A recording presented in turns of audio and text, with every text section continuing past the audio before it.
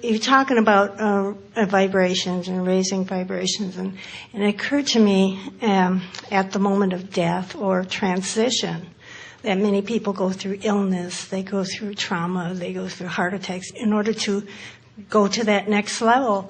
And I'm wondering if it's possible for us to just raise our vibration to that level that we can just step over into the other. Of course.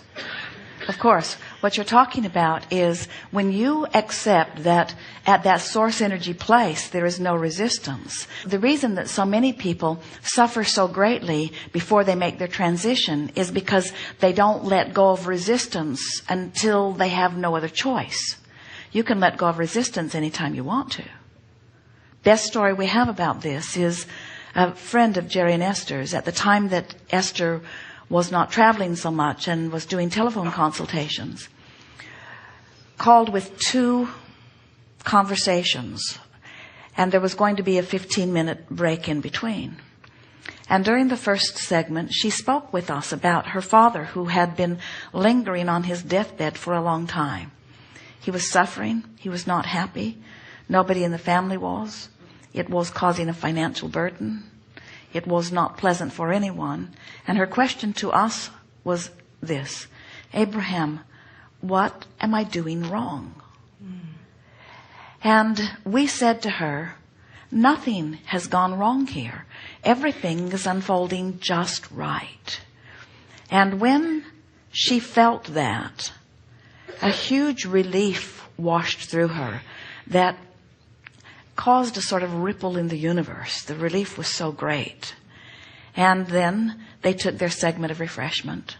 And when she called back in 15 minutes to resume, she told Esther that the hospital had called, and in that precise moment her father had made his transition. Now, why was her attention to that an influence to his release? Because her attention to the opposite had been an influence to his holding on. In other words, when you think there's something wrong with death, or when you're worried about it, or when you're struggling, in other words, you just keep a vibration active, and resistance is always the same thing. Resistance always keeps you from going where you want to go, you see. Esther says, for her point of view, she wants to be happy, healthy, happy, healthy, happy, healthy, dead. In other words, with no gap in between. Happy, healthy, happy, healthy, happy, healthy, dead. It's like one day they were sitting on the porch, and they had a house with big glass windows, and a bird tried to fly through, and there it laid, not breathing. And Esther and Jerry had been sitting there when it happened. It was a sort of shocking thing to see. And Esther scooped the little bird up and felt bad about her responsibility. She had provided the window that it had killed itself on.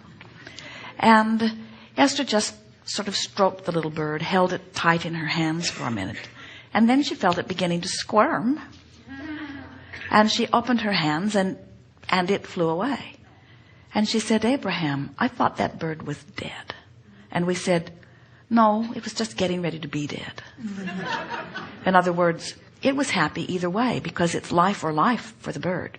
The bird really doesn't care if it's life here or life there. It's life or it's life or it's life or it's life. And by holding it, what Esther accomplished was she made either case feel the same.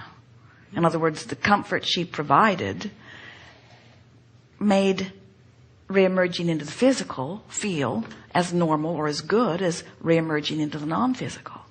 And that's really the way we would like all of you to regard the subject of death. As long as there's still something here that's interesting, that's calling you, that's giving you reason to want to wake up in the morning, as long as you're feeling frisky, as long as you are feeling joyful, as long as the day is making your heart sing, then why not live your life here on this platform that you have provided?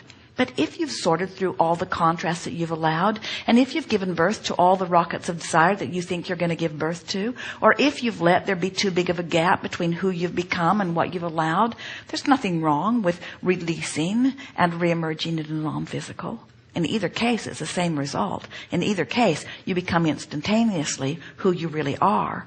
It's just that when you do it the way that you are proposing it, it's not such a bouncing off the wall enthusiasm experience. Esther recognizes what the feeling of this full-blown life is that people call death.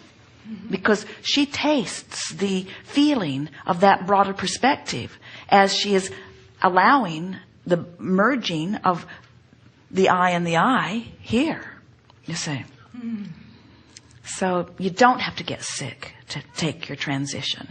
And sometimes people worry, well, if I get too happy, will I croak? Don't want to get too happy. Better keep a little resistance going. Not too much and not too little, just enough resistance to remain physical. And we say, your intentions are known. In other words, as you live life, you're building your vibrational escrow. You can't fake it. And every time it happens exactly right. No exceptions. No exceptions. Nothing ever goes wrong about that. Ever. Nothing ever goes wrong. I've got a little dog that is blind and really losing energy every day. Every day is getting worse. Let it go. And I tell it can go, but you don't mean I don't it. want to put it to sleep, you know. I want you don't it need to go. You don't need to. But if you really mean,